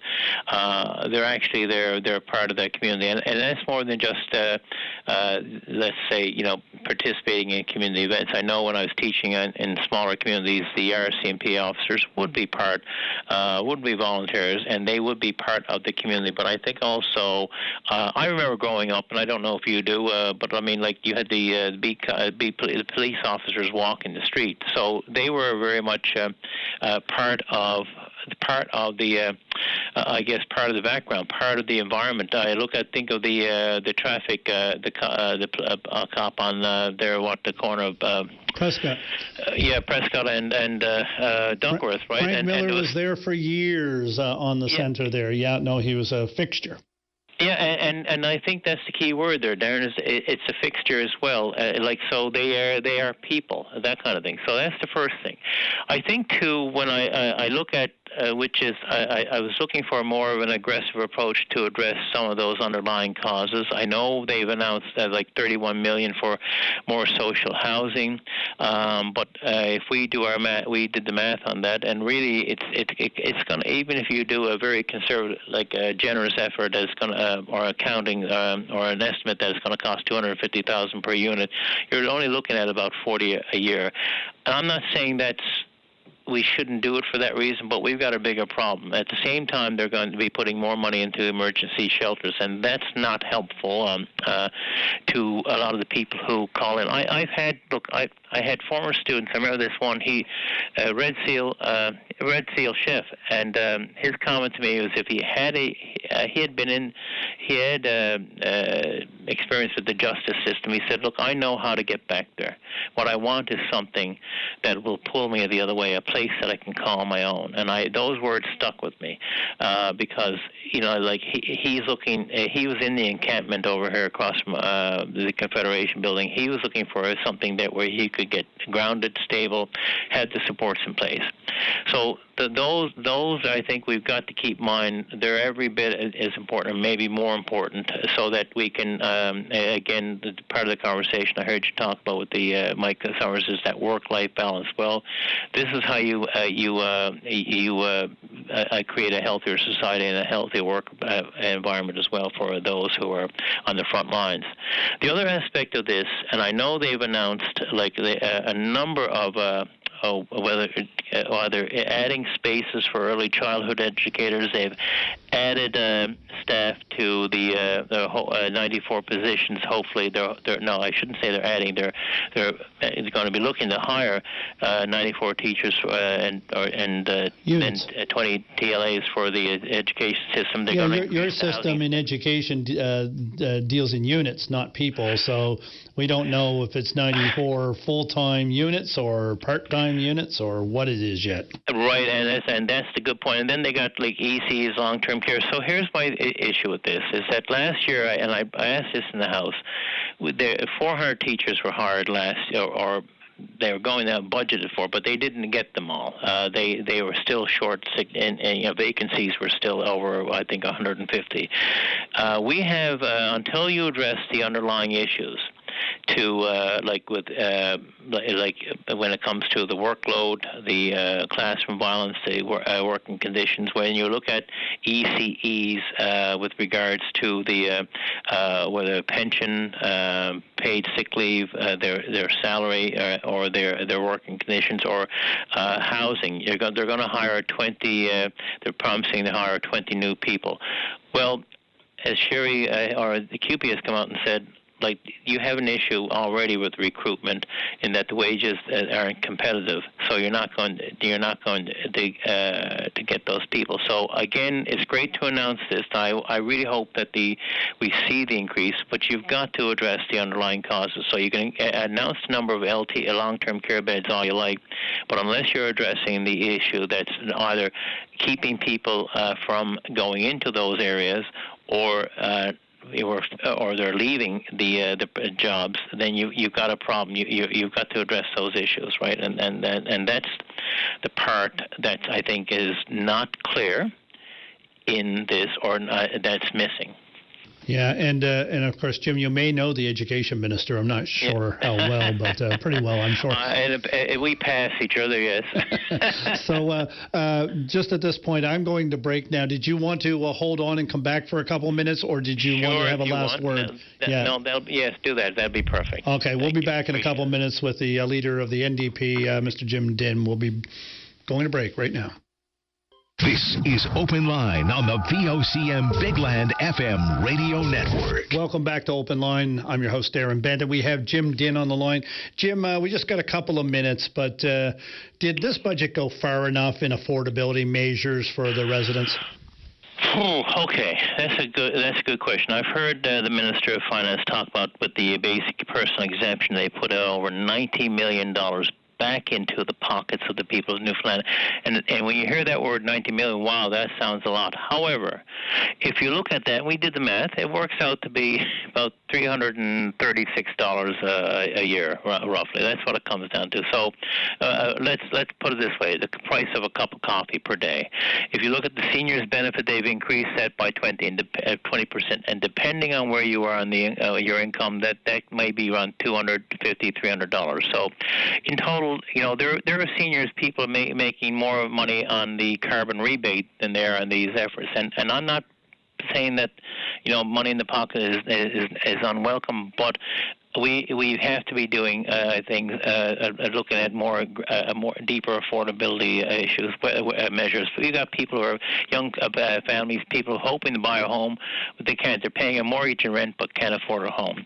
So we need measures to address housing.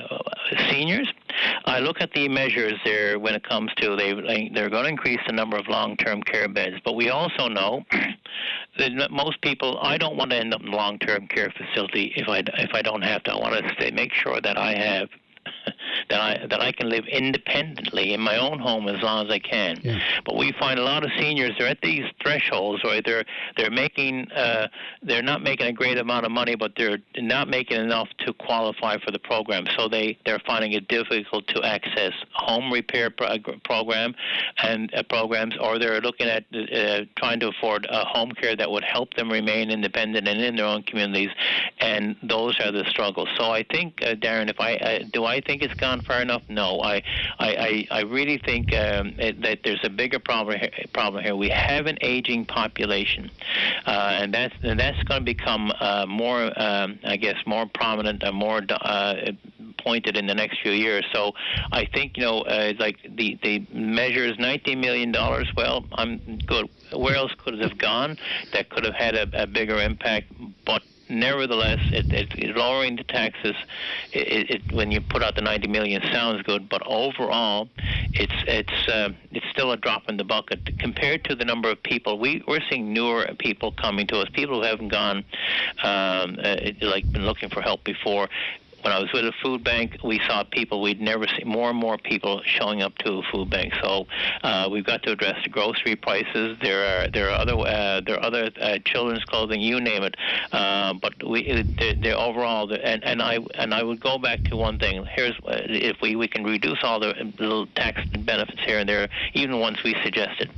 We put forward the idea of a guaranteed basic income. You're going to have to start looking at some major measures here to make people don't sink further and further into poverty, or that people who are middle class they find their income stretched so much that they can't afford to put food on the table or pay the mortgage or pay the rent, right? Yeah, no, the people in the middle class are not so much middle anymore, and no. And of course we were warned about this, back in the early days of Hibernia and so forth, when financial prosperity would come, it would bring with it all kinds of wonderful things and all kinds of warts and knobs that we'd have to deal with, and the social divide, the lack of housing is incredible, and all of these different things, and it's going to be quite a job to address them, and sometimes you wonder where you start. But anyways, Jim, appreciate you coming on this morning with your thoughts.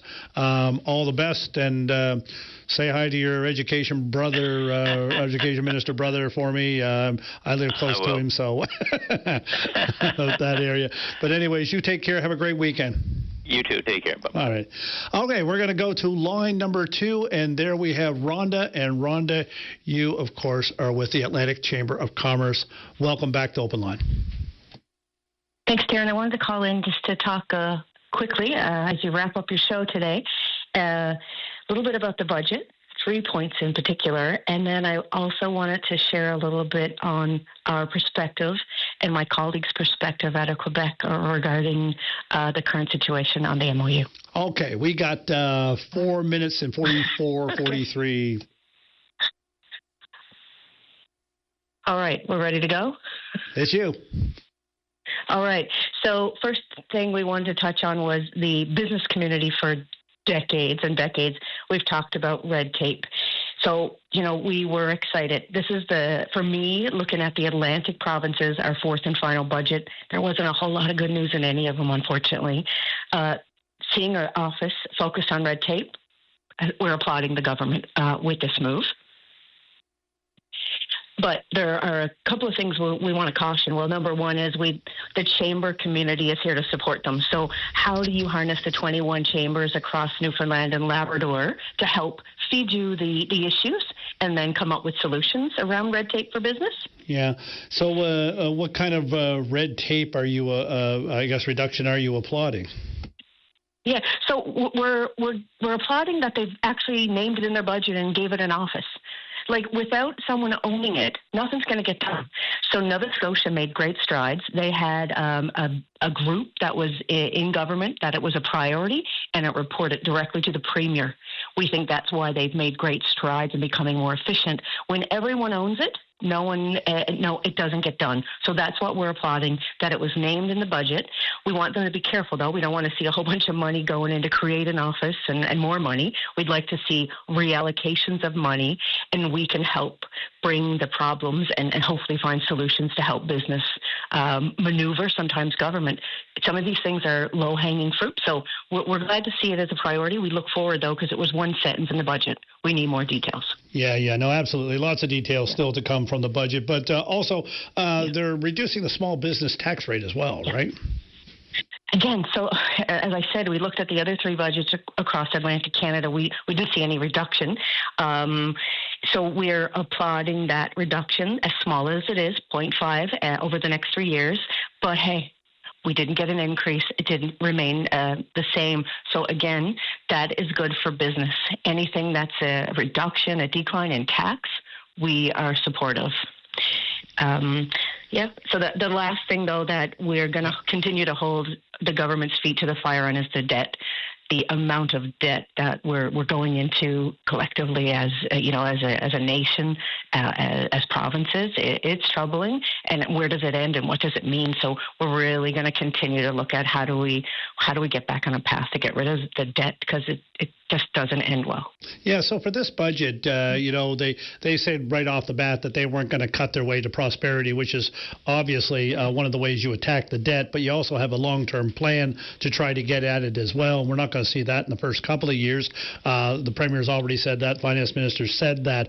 Do you understand that philosophy? Is that something that the Chamber goes, yeah, we get it, until you figure out where you can go with this? Because this government's only been in for 6 months.